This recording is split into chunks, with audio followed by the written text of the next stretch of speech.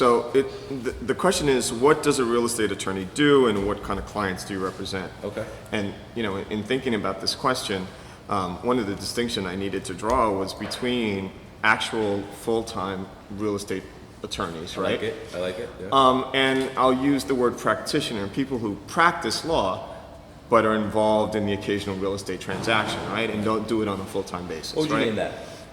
A dabbler?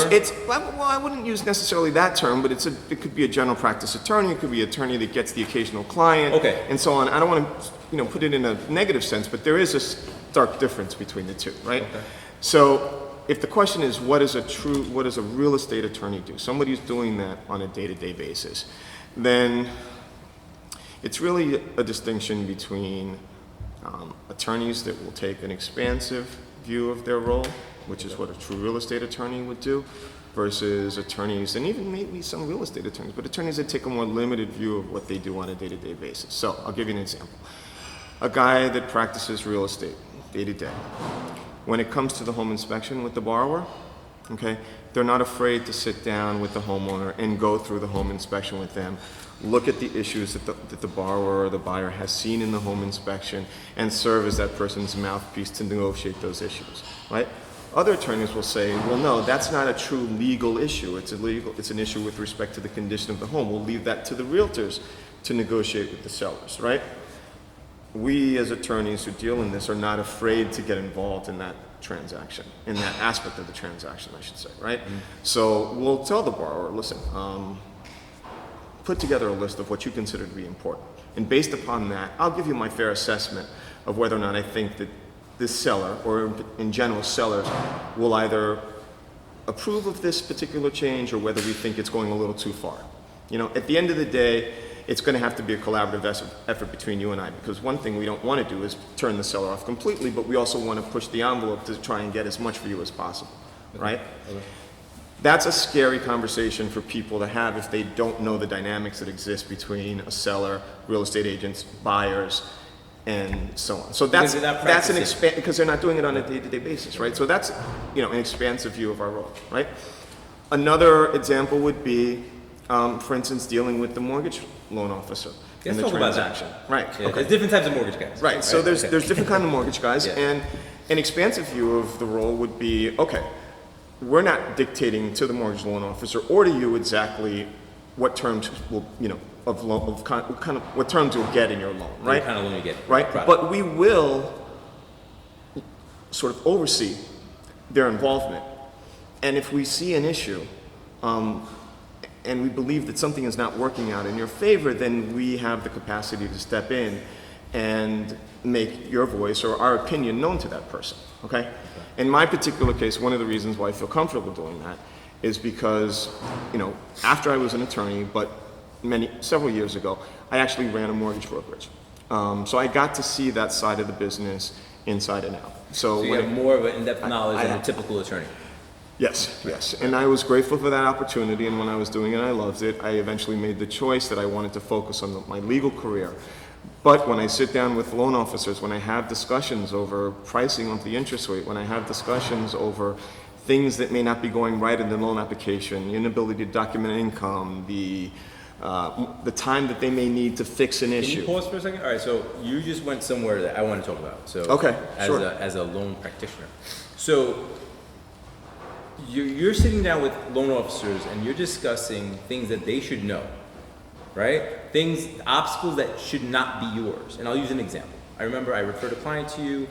We had a down payment, we had this, we had that, but they alluded to you, they only had this amount of money. I remember you calling me, hey, listen, I think it's like, this deal's a little short. I said, look, the 401k has enough to cover the asset verification, we're good. That is a loan officer. So now what you're talking about is guys that just kind of look for loans and don't know what they're really kind of doing, and they're like, yo, help me. Right, that, and then the converse, which is, I should say the equivalent on the legal side is an attorney that doesn't know enough about how a loan should be structured, documented, in the whole nine, and then stays away from that conversation because they're not confident in how they're going to be exposed. Right. It's not known. Exactly. And so again, Again, I feel that a true real estate attorney needs to have the ability to have that conversation with the loan officer and with the borrower if necessary. Because again, like you mentioned before. Well, you have that 360 view. Well, You have that yeah, and I've been 360. fortunate in Yeah, that respect yeah. because in addition to that, I also own a title insurance company. And as you know, title insurance is a really important aspect of homeownership. I like what you did there. Good segue. All right. We're going to go into that question then, right? So what Well, is I have so a little bit important- more to say Oh, go about ahead, that I'm initial sorry. question, and that was one other thing that I've been fortunate to do in my past was that I actually operated a real estate brokerage. So I was even involved in the sales aspect. And I'm a licensed real estate instructor for realtors, which means I've kept up to date on the laws that affect sales and things and So when agents. people call you with like redundant questions, do you sometimes feel like, hey man, come on, did you not get the last memo? Like, does that happen? Or do you just curb yourself? When you get that realtor that sells up people that only speak Spanish and that doesn't even know the laws and just barely passed their test with a 65 and is like, yo, look, I think they qualify.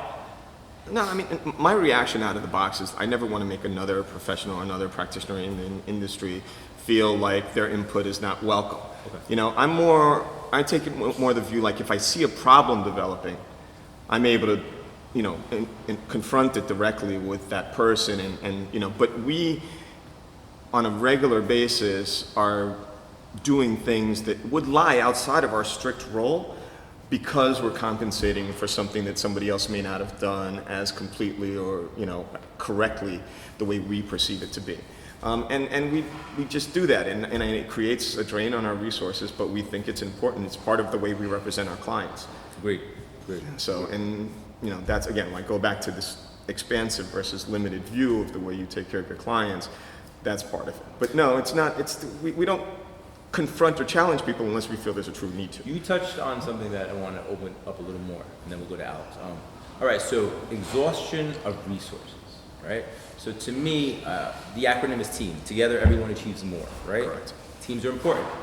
Every player has a position. Every player does what they're supposed to do. When one player doesn't do what they're supposed, or doesn't even know or is not qualified to do their job, it becomes an issue of contention among the other professionals, right? So like the realtor might not be doing what they're doing, or the loan officer might not be. And I'll say this, not me, but I've seen it. They might not disclose all the pertinent facts to their client, right? But all of a sudden, they're calling you, hey, I got these documents, like these numbers, you know, F. And that creates a strain, right? It creates a strain on you because now you're doing something you're not supposed to be doing, right? You're doing it out of your professionalism, but you're doing it to a point where you're like, yo man, seriously? Like, I'm totally out of my realm. I'm doing something I should not be doing.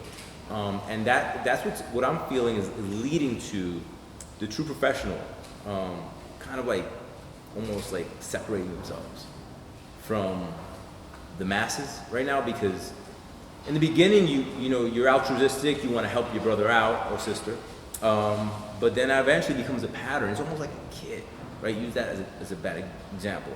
You spoil your kid, and all of a sudden you expect them to act different. It's never going to act different. Because from the beginning, the inception of the relationship, the boundaries are drawn. Like, all I gotta do is get into his office, he'll take care of everything else. Right? And that's what I believe is creating a dynamic now among real estate professionals. And one of the reasons I'm doing this show is to kind of showcase that and illustrate that and narrate that, you know, look, you can work with anybody you want, but you should be wanting to work with a professional, somebody who really, really full-time, knows what they're doing, and may know a little bit about everything else, and if he doesn't know enough, he can refer you to somebody that really knows it. And that's what I don't see. I think people, a lot of people are just, they're so scared because they're not qualified and they're scared of being exposed. And that's why they're going after the first time home buyer so hard, right? Because the first time home buyer doesn't know anything. Anything you tell them is law, right? So the guy says, oh, we can fix this later, we can fix that later. They're like, oh, we can fix it later. And later, after they sign their documents, nobody's fixing anything.